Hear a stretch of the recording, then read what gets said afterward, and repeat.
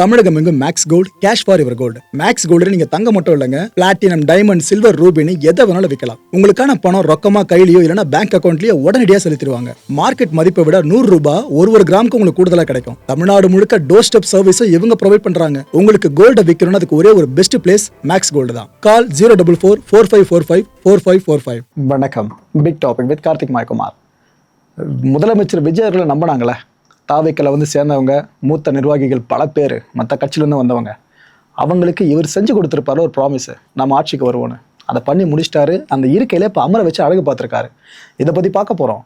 திமுக தலைவர் ஒரு மிகப்பெரிய படிப்பினையை இந்த தேர்தல் அனுபவத்தின் மூலமாக கற்றுக்கிட்டு இருக்காருங்க.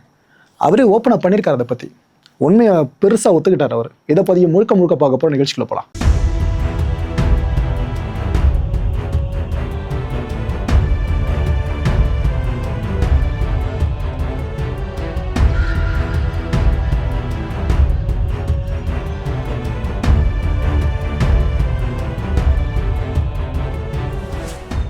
அமைச்சர் செங்கோட்டையன்.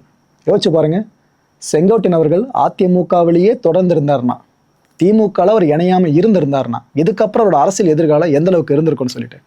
ஸோ சரியான டிசிஷனில் அவர் எடுத்தது. இந்த பார்ட்டிக்கு ஃபியூச்சர் இருக்க மாதிரி தெரியுது, யங்ஸ்டர்ஸோட சப்போர்ட் இருக்க மாதிரி தெரியுது, நாம் அந்த பக்கம் போகணும்னு வந்தார். இப்போ பாருங்க, அமைச்சர் இருக்கையில் சிஎம் அவர்கள் கரங்களாலேயே அமர வைக்கப்பட்டிருக்காரு. ஆக்சுவலாக இவர் பொறுப்பெடுக்கிற விஷயம் தெரிஞ்சதுமே சிஎம் அவர்கள் டைரெக்டாக கிளம்பி வந்துட்டாராங்க. அவரோட அறைக்கு வந்துட்டு அவரை அமைச்சர் இருக்கையில் அமர வச்சு அழகு பார்த்துட்டு கிளம்புனாருங்க. அப்படியே பக்கத்தில் பார்த்தீங்கன்னா நம்ம புஷி ஆனந்த் அவர்கள், அமைச்சர் ஆனந்த் அவர்கள், இவரையும் அமைச்சர் இருக்கையில் அமர வச்சு அதுக்கப்புறம் இனிப்பை பரிமாறிக்கிட்டு சந்தோஷத்தை வெளிப்படுத்திட்டு அதுக்கப்புறம் அங்கேருந்து கிளம்பி போனார். ஸோ நம்பி வந்தவங்களுக்கு எந்த அளவுக்கு வாழ்க்கை ஒரு பெரிய வரலாற்றில் இடம் பிடிக்கிற அளவு கொடுத்துருக்குன்றதை இங்கே லிட்டரலாக பார்த்துக்கிட்டு இருக்கோம். சாதாரண விஷயமாங்க அமைச்சர் ஆகிறதெல்லாம். ஏன்னா தமிழ்நாட்டில் அமைச்சர்கள் பட்டியலில் அந்த வரலாறு லிஸ்ட் எடுத்தீங்கன்னாக்கா அதில் ஆனந்த் அவர்கள் பேர் இருக்கும், ஏற்கனவே இருந்த செங்கோட்டையன் அவர்கள் பேர் இன்னும் ஆழமாக பதிய ஆரம்பிச்சிடும். அப்பேற்பட்ட இடம் கிடச்சிருக்கு. இன்னொரு பக்கம் சுகாதாரம் மற்றும் குடும்ப நலத்துறை அமைச்சரான அருண்ராஜ் அவர்கள், இவங்க இப்போ தொடர்ந்து தன்னோட அலுவல் பணிகள் ஆரம்பிச்சிட்டாங்களே, செய்தியாளர்களை சந்திக்கதே சேர்த்து தான் சொல்கிறேன்.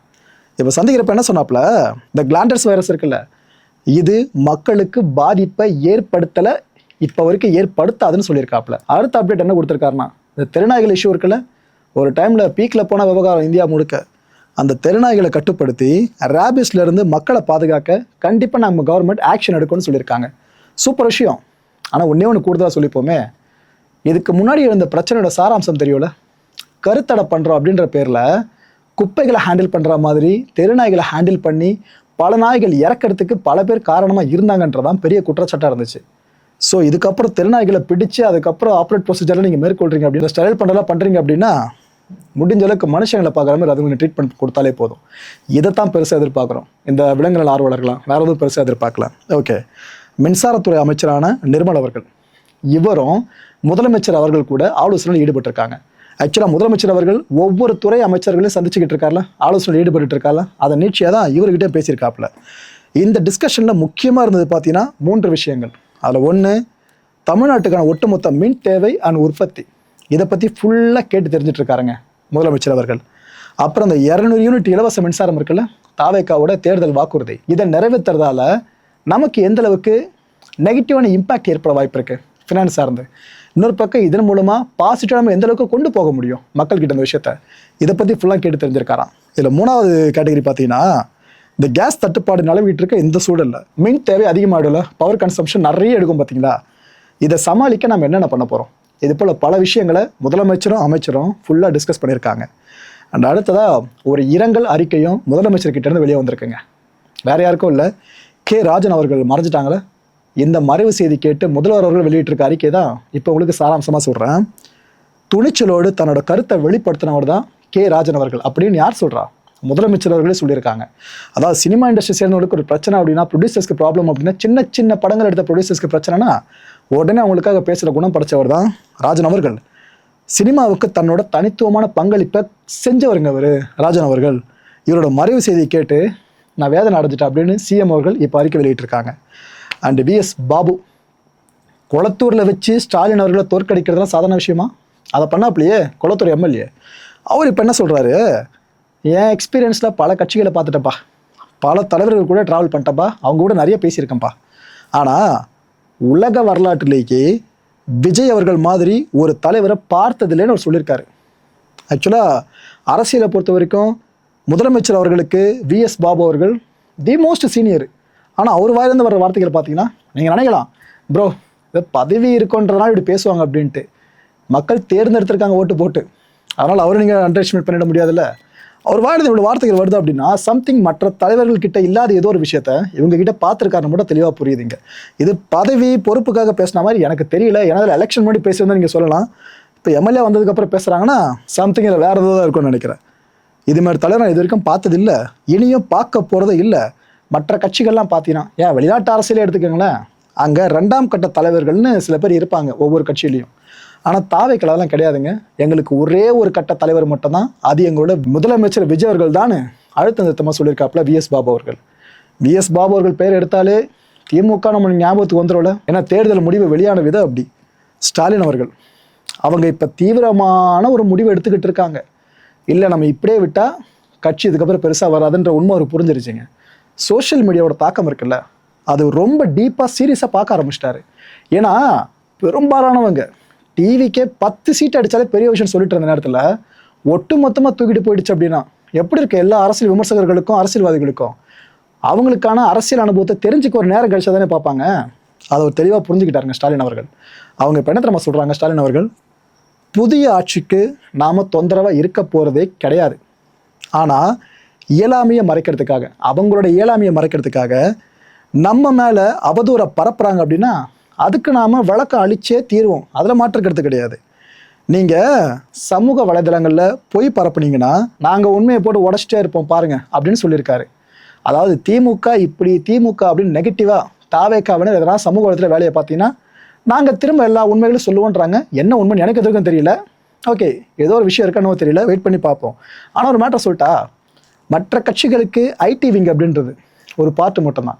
ஆனால் டிவிக்கு எடுத்துக்கிட்டிங்கன்னா ஒட்டுமொத்த கட்சி அதை சேர்ந்ததாங்க. வர்ச்சுவல் வாரியர்ஸோட பங்களிப்பு இந்த எலெக்ஷனில் எந்த அளவுக்கு இருந்துச்சுன்றதை நான் உங்களுக்கு சொல்லி தெரிய வேணாம். இதை இப்போதைய சிஎம் அவர்களும் சொல்லிட்டாங்க, முன்னாள் சிஎம் வந்து கிட்டத்தட்ட இப்போ கன்ஃபார்ம் பண்ணி சொல்லியிருக்காரு. அதை பற்றி நான் போக சொல்கிறேன். இவ்வளோ விஷயம் நான் சொல்லியிருக்கேன்ல, இதெல்லாம் உடன் பிறப்பாகிய நீங்கள் கண்டிப்பாக செய்வீங்க நம்புகிறேன்.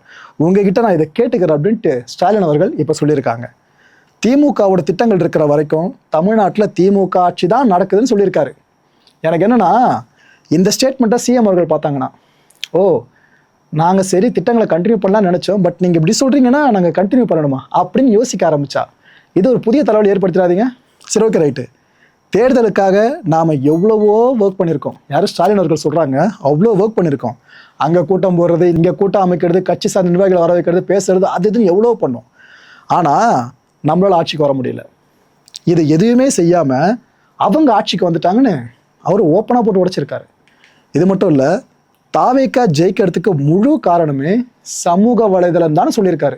எஸ், தாவேக்காவோட வெற்றிக்கு பிரதான காரணம் வர்ச்சுவல் வாரியர்ஸ்ன்ற உண்மையை முதலமைச்சரும் ஒத்துக்கிட்டு இருக்காரு ஏற்கனவே ஸ்டேஜ்லேயே. இப்போ இவரும் அதே தான் சொல்கிறார், முன்னாள் முதலமைச்சரும். இன்ஸ்டாகிராம் மூலமாக குழந்தைகளை பிரச்சாரம் செய்ய வச்சுட்டாங்க அப்படின்லாம் பேசியிருக்காரு ஸ்டாலின் அவர்கள். இனி உஷாராக இருந்து அதையும் நம்ம முறியடிக்கணும் அப்படின்னு சொல்கிறாருங்க. அதாவது போர்க்காலத்துலேயும் காதல்லையும் நல்லது கெட்டது நெறின்னு ஒன்றே கிடையாது, அதில் எல்லாமே ஃபேர் அப்படின்னு சொல்லுவாங்களே, அது கிட்டத்தட்ட அரசியலுக்கும் பொருந்தும் போல இருக்குது. அப்படி போய்கிட்டு இருக்க நிலமை. ஆக்சுவலாக டிஎம்கே எவ்வளோ ஸ்ட்ராட்டஜியை வகுத்திருப்பாங்க, எல்லா கட்சியிலும் வகுத்திருப்பாங்க. ஆனால் இந்த ஸ்ட்ராட்டஜி யாரும் யோசிச்சு பார்க்கல, குழந்தைங்களை இன்ஃப்ளூயன்ஸ் பண்ணி ஓட்டு வாங்க முடியும் அப்படின்ட்டு. அதை டிவிக்கு சில கன்ஃபார்ம் பண்ணாங்களா? ஆனால் இவங்க சொல்கிற மாதிரி இன்ஸ்டாகிராமில் பிரச்சாரம்லாம் போச்சான்னு கேட்டுச்சுன்னா, பிரச்சாரம்லாம் பண்ணாங்களான்னு கேட்டிங்கன்னா அது உங்கள் கையை விட்டுற மக்கள் நீங்கள் முடிவு பண்ணிக்கலாம். ஆனால் குழந்தைகளை முதலமைச்சர் அவர்கள் இன்ஃப்ளூயன்ஸ் பண்ணாங்க, குழந்தைங்க வீட்டில் இருக்க பேரண்ட்ஸ் இன்ஃப்ளூயன்ஸ் பண்ணாங்க. அது நடந்துச்சு, கண்ணு முன்னாடி நடந்துச்சு, அதில் மாற்றுக்கிறது கிடையாது. இந்த இடத்த திமுக விட்டாங்கன்னு நினைக்கிறேன். அதான் அவர் இங்கே ஆதங்கத்தை பதிவு பண்ணியிருக்காரு. சமூக வலைதளத்தோட தாக்கம் இருக்குல்ல, இது எலெக்ஷன் ரிசல்ட்டையே பெருசாக புரட்டி போடுன்ற உண்மையை ஒரு வழியாக திமுக தலைமை இப்போ உணர்ந்துருச்சு. ஆக்சுவலாக இதைத்தான் எலெக்ஷனுக்கு சில மாதங்களுக்கு முன்னாடியிலேருந்து நம்ம சொல்லிக்கிட்டு இருக்கோம். இந்த எரா, டிஜிட்டல் எரா, சோஷியல் மீடியா பெரிய ரோலை ப்ளே பண்ண போகுது அப்படின்ட்டு நடந்துருச்சு. தங்கம் தென்னரசு அவர்கள் திமுக ஆட்சியில் நிதியமைச்சராக இருந்தவர். அவர் இப்போதைய அமைச்சர் இருக்காங்களே கீர்த்தனா, அவங்கள பற்றி அதாவது ஏம்மா என்னம்மா நீ இம்மெச்சூராக பேசுகிற மாதிரி இருக்குன்ற துணியில் இப்போ பேசியிருக்காருங்க. என்ன சொல்கிறாப்புல, 10.5 லட்சம் கோடி ரூபாவை எடுத்து கழுவிட்டு போயிட்டாங்க அப்படின்ட்டு திமுக ஆட்சி சார்ந்து அமைச்சர் கீர்த்தனா பேசியிருக்காங்களே, இது விஷமத்தனமானதுன்னு சொல்கிறாரு. உண்மைக்கு புறம்பா இப்படிலாம் பேசுகிறீங்களே, இதுக்கு என்னோட வன்மையான கண்டனம். நிதி நிர்வாகத்தை பற்றி அடிப்படை புரிதல் இல்லாமல் பேசுறீங்கன்னு சொல்லியிருக்காரு. இது அவரோட முதிர்ச்சியின்மையை காட்டதான் சொல்கிறாருங்க. அதான் இம்மெச்சூரிட்டியா? திமுகவுக்கு எதிரான மாய பிம்பத்தை நீங்கள்லாம் கட்டமைக்க முயற்சி பண்ணுறதாகவும் அவர் சொல்லியிருக்காரு. ஸோ நான் அவனுக்கு கேட்குற மக்களை நீங்கள் ஜென்ரிக்காக யோசிச்சு பாருங்க. அரசு கடன் வாங்குதில்ல, அது தொடர்ந்து வாங்கிட்டே இருக்குனாக்கா கடன் தொகை ஏறுமா ஏறாதா? ரைட்டு. வாங்குற கடனை திருப்பி நாம அடைக்கிறோமா இல்லையா? அப்படி அடைக்கிறோம்னாக்கா எதுக்கு கடன் தொகை ஏறுது? கடன் தொகை ஏறிட்டு இருக்குல்ல, அப்போ என்ன நடக்கலை? திருப்பி அடைக்கிறதுன்ற ஒன்று பெருசாக நடக்கலை. எதுக்காக இது அப்படின்னு கேட்டாக்கா நிறைய பொருளாதார அறிஞர்களே சாமானிய மக்களுக்கு அதுக்கு என்ன சம்மந்தம் இருக்குது, நீங்கள் வேலையை பார்த்துட்டு போங்கன்னு வாங்க. எல்லாருக்கும் சம்மந்தம் இருக்க தான் செய்யுது. கவர்மெண்ட் என்ன ப்ரைவேட்டுக்காரனாட்டு இருக்கு, ஃபுல்லாக பப்ளிக் தானே. இதைத்தான் தாவேக்காவினர் கொஞ்சம் இன்டென்ஸாக கொண்டு போய் மக்கள்கிட்ட சேர்க்க ஆரம்பிச்சிட்டாங்க. இல்லை அவங்க உள்ளுக்குள்ளே காலி பண்ணி வச்சிட்டாங்க போல இருக்கு, தொடச்சி வச்சிட்டாங்க போல இருக்கு, அதுன்னு சொல்ல ஆரம்பிச்சிட்டாங்க. இந்த வார்த்தை பிரயோகம் இருக்குல்ல, இதுதான் இவர் ட்ரிகர் பண்ணி விட்டுருக்கு. ஏன்னா முன்னாள் நிதி அமைச்சருங்க, நீங்கள் கவர்மெண்ட்டோட கஜானா பற்றி பேசுகிறீங்கன்னா இவரோட அட்மினிஸ்ட்ரேஷனை பற்றி பேசுறதுக்கு சமம். அதுவும் இப்போ வந்திருக்காங்கன்னா சின்ன சின்ன பசங்க வேறு இருக்காங்க, எம்எல்ஏஸ் பல பேருமே, அதுவும் மினிஸ்டர்ஸாக வந்திருக்கோங்க. ஏன் அமைச்சர் கீர்த்தனை எடுத்துக்கங்க, 29-30 வயசு தான் இருக்கும் அவங்களுக்கு, அவங்க மினிஸ்ட்ரி இப்போ. ஸோ இப்போ ஏற்பட்டவங்க முந்தைய ஆட்சி சார்ந்து விமர்சிக்கிறாங்களே, அது இந்த அரசியல் முதிர்வு பெற்றவங்களுக்கு ஏற்றுக்க கொஞ்சம் கஷ்டமாக தான் இருக்கும். அதையும் தாண்டி அவங்க பதில் கொடுக்குற நிலைமைக்கு இருக்காங்களே. இப்போ ஆண்டுகிட்டு இருக்க கட்சி எது பண்ணாலும் ஓகேன்ட்டு போயிடுவாங்களா? திமுக எதிர்கட்சியாக செயல்படுறப்போ ரொம்ப ஸ்ட்ராங்காக இருக்கும். அதை நம்ம ஒரு முறையும் பார்த்துருக்கோம். அதை தான் இந்த முறை தென்னரசு அவர்கள் மூலமாக நம்ம பார்த்துக்கிட்டு இருக்கோம். ஆனால் ஒரு ஆரோக்கியமான விவாதம் மக்களே. ஏன்னா ரெண்டு தரப்பும் மாறி மாறி இது போல் நிறைய விஷயங்களை பேசிக்கிட்டால் மட்டும்தான் ஆக்சுவலாக என்ன நடந்துட்டு இருக்குன்னு உண்மை நமக்கு தெரிய வரும். Okay right. திமுகவோட முன்னாள் அமைச்சரான ரகுபதி அவர்கள், அவர் இப்போ என்ன சொல்கிறாரு, சோஃபா வரும் முன்னே முதல்வர் வருவார் பின்னி. இந்த சோஃபா கலாச்சாரம் இருக்குல்ல, இது முடிவுக்கு கொண்டு வரணும். இதை பற்றி ஏற்கனவே புஷ்பா படத்தோட கம்பேர் பண்ணி எங்கள் எதிர்க்கட்சி தலைவர் பேசிட்டாருங்க அப்படின்ட்டு உதயநிதி ஸ்டாலின் அவர்கள் பேசினதே கோட் பண்ணியிருக்காரு. இவங்க சோஃபா சார்ந்து பொதுவான குற்றச்சாட்டை முன் வைக்கிறாங்க அப்படின்னா விசிக ஆஃபீஸ்க்கும் சோஃபா வந்துருந்துச்சு. ஆனால் அவங்களை கேட்குறப்ப நாங்கள் முதலே ஆர்டர் பண்ணதுங்க வந்துச்சு அப்படின்னு சொல்கிறாங்க. இதே மாதிரி சோஃபா வந்துடுறேன்னு எல்லாருமே சொல்ல ஆரம்பிச்சிட்டாங்கன்னா அப்போ இவங்க தரப்பில் சொல்கிறது பொய்யாயிடும்ல. அப்போ இவங்க சொல்கிறது எல்லாமே கரெக்டாக பொருந்தது அப்படின்னா விசிகாவும் சேர்த்து சொல்கிறாங்க தான் அர்த்தம். அப்படி விசிகா டைரெக்டாக அவங்க விமர்சனம் பண்ணுறாங்கன்னு வைங்க, இது கூட்டணிக்குள்ளே பிளவை ஏற்படுத்திடாது. ஏன்னா நம்ம பயன்படுத்துகிற ஒரு வார்த்தைகளுமே பல்வேறு கட்ட குழப்பங்களையும் சந்தேகங்களையும் எழுப்பி விட்டுரும். அதுமாரி தான் சோஃபா இஷ்யூ மாறி இருக்கு. நீங்கள் என்ன நினைக்கிறீங்க மக்களே? சோஃபாக்குள்ளே காசை வச்சு அனுப்பி அது மூலமாக ஆதரவு தேடி இதெல்லாம் நடக்கிற காரியமா? ஏன்னா பைசா அனுப்பி தான் நம்ம ஆதரவு தேடணும்னு முடிவு பண்ணிட்டா எப்படி வேணால் பைசா நீங்கள் மறைமுகமாக அமைச்சிக்கலாம். டைரெக்டாக தெரியாம சோஃபாவில் வச்சு அனுப்புவாங்களா என்ன? எனக்கு புரியல. ஜஸ்ட் உங்ககிட்ட கேட்குற அவ்வளோதான். ஏன்னா இது வரைக்கும் அந்த டிபேட் முடிஞ்ச மாதிரி தெரியல. அதெல்லாம் உங்ககிட்ட கேட்குற மக்களே, தாவேக்காவோட உண்மையான வெற்றி என்ன தெரியுமா? தொகுதிகளில் இறங்கி தாவேக்கா எம்எல்ஏஸ்லாம் வேலை பார்க்க ஆரம்பிச்சிட்டாங்க. அது இப்போ கண் கூட பார்க்க முடியுது. இது சும்மா ஏதோ வாய் வார்த்தைன்னு சொல்கிற நினைக்காதீங்க. சில பேர் வீடியோஸாக எடுத்து அதை ஆவணமாக பதிவு பண்ண ஆரம்பிக்கிறாங்க. ஏதோ செய்கிறதுனா சொல்லி காட்டுறாங்க அப்படின்னு நினைக்காதீங்க. ஆக்சுவலி நல்ல விஷயம் தான். நாளை பண்ணி எந்த இஷ்யூனாலும் அதை வச்சு நீங்கள் பேச முடியும், அவங்களும் பேச முடியும். எங்கள் தொகுதி இவ்வளோ பண்ணியிருக்கோம், எதுவுமே பண்ணலன்னு அவங்களும் கேட்க முடியும். நேரில் போயிட்டு மக்களோட குறைகளை கேட்க ஆரம்பிச்சிருக்காங்க. நல்ல முன்னேற்றம். என்ன புதுசாக ஆட்சி அமைஞ்சு ஒரு 2-3 வருஷம் வரைக்கும் ஆர்வமாக இது பண்ணுவாங்கப்பா, அதுக்கப்புறம் எல்லா அரசியலும் அது மாதிரி இவங்களும் எதுவும் பண்ணாமல் போயிடுவாங்கன்ற பேச்சு வராமல் இருந்தால் சரி. ஸோ கடைசி வரைக்கும் அதை நல்லதை பண்ணிட்டு இருக்கணும் தான் எதிர்பார்க்குறோம். ஊழலே இல்லாமல் இதை மட்டும் தொடர்ந்து எம்எல்ஏஸ்லாம் பண்ண ஆரம்பிச்சான்னு வைங்க, இந்த ஒரு முறை இல்லை அடுத்த பல முறை ஆனாலும் தாவேக்கா ஆட்சி பெருசாக நிலச்சி நிற்க ஆரம்பிச்சிடும். ஆனால் நடுவில் பிளாக் மார்க் வந்துச்சுன்னு வைங்க, ஆட்டோமேட்டிக்காக தாவேக்கா மேலே இருக்க மக்களோட நம்பிக்கை இருக்குல்ல, அது கொலாப்ஸ் ஆக ஆரம்பிச்சிடும். ஸோ இருமுனை கத்தி மாதிரி தான் இந்த ஆட்சி அப்படின்றது. பவன் கல்யாண், விஜய் அவர்களோட வெற்றி இருக்குல்ல தேர்தலில், இதை பார்த்து ஆந்திர மக்கள்லாம் பவன் கல்யாண் பக்கம் திரும்பிட்டாங்க. நீங்களும் இப்படி பண்ணியிருக்கலாமேங்க அப்படின்ட்டு.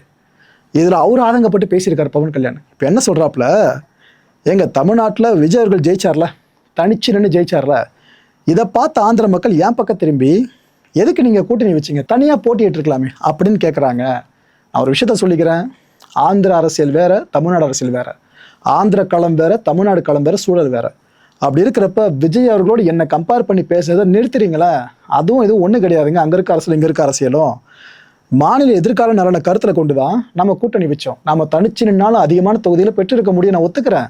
ஆனால் மாநில நலன் முக்கியம் இல்லை, அதனால் கூட்டணி வச்சோன்னு அவர் இந்த முற்றுப்புள்ளி வச்சிருக்காப்புல இந்த டிபேட்டுக்கு. ஆனால் உண்மை எதுவாக இருக்கும் நீங்களே தெரிஞ்சுக்கலாம் மக்களே. ஓகே, இந்த கான்டென்ட் முடியல நாமெல்லாம் சிந்திக்க வேண்டிய ஒரே ஒரு விஷயம் என்னென்னு பார்த்தீங்கன்னா, அரசு எவ்வளவோ கடிவாளம் போட ஆரம்பிச்சிருச்சு. இது போல் பாட்டிலுக்கு எக்ஸ்ட்ராலாம் காசு வாங்கக்கூடாது. பிகாஸ் பரப்புரை கூட்டங்களில் இப்போதைய முதலமைச்சர் விஜய் அவர்கள் தாவேக்காவை லீட் பண்ணி பேசும்போது பாட்டிலுக்கு 10 ரூபான்னு முந்தைய கவர்மெண்ட்டை விமர்சனம் பண்ணாங்க. அப்படி இருக்கும்போது அதே குறைபாடு இப்போயே தொடர்ந்துச்சுனாக்கா அது இந்த ஆண்டுகிட்டு இருக்க அரசுக்கு ஒரு கெட்ட பேரை மாறிடும் பார்த்தீங்களா? எதுக்கு சொல்கிறேன்னா, கவர்மெண்ட் இவ்வளோ தூரம் கடிவாளம் போட்டோம், இன்னும் 10 ரூபாய்க்கு மேலே பாட்டிலுக்கு கூடுதலாக வாங்குறத குற்றச்சாட்டு எழுந்துக்கிட்டே இருக்குது. நம்ம தமிழ்நாட்டில் எழுந்துக்கிட்டே இருக்குது. ஸோ எங்கே தவறு நடக்குது அப்படின்றத கவர்மெண்ட் இதுக்கப்புறம் ரொம்ப ஃபோக்கஸ்டாக பார்க்கணும். புரியுது, ஒரு படிநிலையாக அதிகாரிகள் பிரிஞ்சிருக்காங்க. இதில் ஒரு லேயரில் தப்பு நடந்தாலும் அடுத்த லேயர் வரைக்கும் கரப்ட் பண்ணி விட்டுரும். கரப்ஷன் நடந்துக்கிட்டே இருக்கும். இதுக்கு முன்னாடி யாரோ சொல்லி வாங்குறாங்கன்னு வைங்க, நடந்துருந்துச்சுன்னா இப்போ இவங்கள தன்னிச்சையாக வாங்கிட்டு மேலே கொண்டு போகாமல் இவங்களே எடுத்துகிட்டு போயிடுவாங்க. எல்லாமே திருட்டு தான் அப்படி பார்க்குறப்ப. ஸோ எந்த லேயரில் தவறு நடக்குதுன்ற விஷயத்த அரசு கண்காணிச்சா மட்டும்தான் இந்த கூடுதலாக பாட்டில் காசு வாங்குறாம பாருங்க, அந்த கலாச்சாரம் முடிவுக்கு வரும். பாப்போம் கவர்மெண்ட் என்ன செய்யுதுன்னு.